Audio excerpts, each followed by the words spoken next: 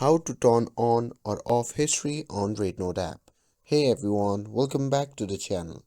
In today's video, I'll show you how to turn your history on or off in the REDnote app. It's super easy, so without further ado, let's get started.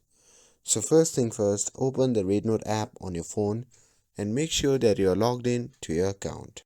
Once you have opened the app, simply tap on the profile icon shown in the bottom right corner of the screen.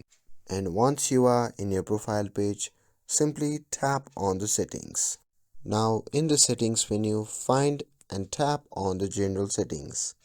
And here you will see the option labeled history.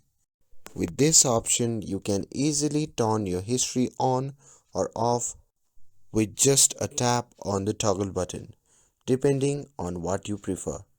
And that's it. Simple as that. And there you have it. A quick and easy way to manage your history on the REDnote app.